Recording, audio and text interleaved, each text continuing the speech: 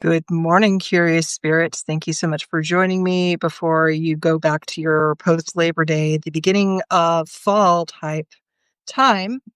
And I happen to be up early enough to do this at a reasonable time, and I am so excited about it. So, for those unfamiliar with me, I am Diana Rachel. I am the voice behind The Spirited Witch Practical Living for Spooky People. And one of the ways that I've been touching base with my community while I kind of overdo my other posts is these weekly one card tarot pulls.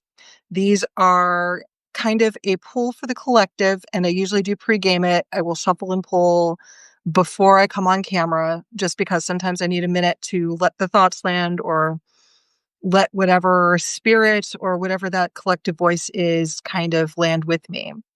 So what I pulled today is 10 of Wands. That would typically be 10 of Swords, the cross.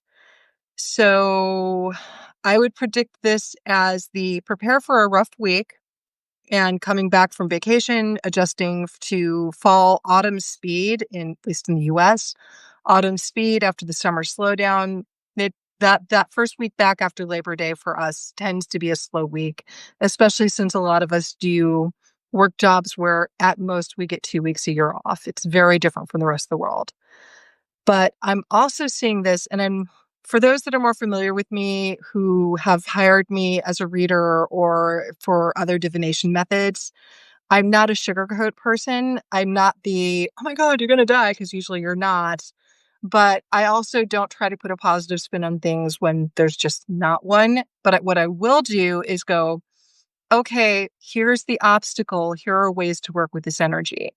So when this is coming up in readings where someone's asking if they're cursed, curses aren't non-existent, but they are pretty rare. Usually what happens is somebody did some spiritual work that backfired on them by giving them exactly what they wanted, just in a way they didn't, or someone made a promise to a spirit thinking it wasn't real and it turned out it was, this kind of thing.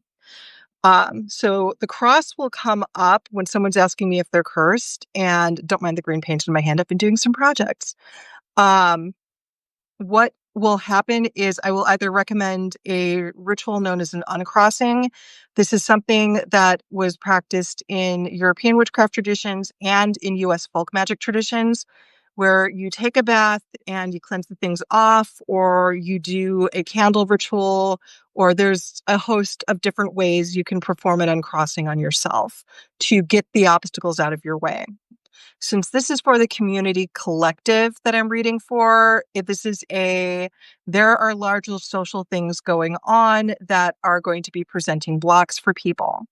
So what the advice I'm receiving is don't try to tilt at the windmills this week. For those familiar with Don Quixote, um, this is the week to go, okay, what are my obstacles? What baby steps can I take towards removing those obstacles? And it comes back to the controllables. When you're looking at the obstacles you have, what is it actually in your power to do, even if it's just like answer an email or ask a question? Every big change always happens with small steps, and the small steps are very doable. And when you're doing it in small steps, you don't realize you're headed towards a big change, even if that is your end goal. So when we are seeing this with the Ten of Swords, basically, the 10 of Wands, and pulling out each problem, pulling out the swords from the body. If you look at the Coleman Smith Rider-Waite Tarot, if you look at this as we just have to go at this one at a time, it's going to be a lot easier to process and a lot easier to work with. So my recommendation is, as you're on your way to work and you're watching this, or as you are coming down, because usually I repost these at 9 p.m. at night for the rest of my Substack. As you're sitting down to meditate in your week and how you want to deal with it, pick the smallest problem first, the fastest and easiest to resolve, because that baby step is going to lead to the next biggest problem being removed. And because you remove that one smaller one, the next problem will be made that much smaller just by addressing that one.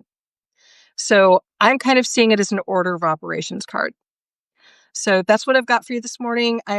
Thank you so much for hanging out with me. I really appreciate y'all taking the time. And again, I'm Diana Rachel from The Spirited Witch, Practical Living for Spooky People. I do have a Patreon as well, so I'm going to be hopping over there to do my 3-card live that comes with this will be this is the foundation for the 3-card live, and then there'll be 3 of our cards for how to navigate the week for the collective, whether you're in community work or it's personal, however you want to adapt that. And there is a post on the Patreon, and there will be a post later tonight in the Substack with some keywords for the cards and some interpretations for different ways you can work with this energy rather than go, oh my God, it's happening to me. And instead, okay, here's what's coming, and responding instead of reacting. Also, yes, I do give private readings. If you go to dianarachel.com/booking, I am available for that, although I need to fix some of my schedulers, so you may need to DM me this week. So that's what I have. Have a wonderful day, folks. And remember, baby steps. Stay magical, everyone.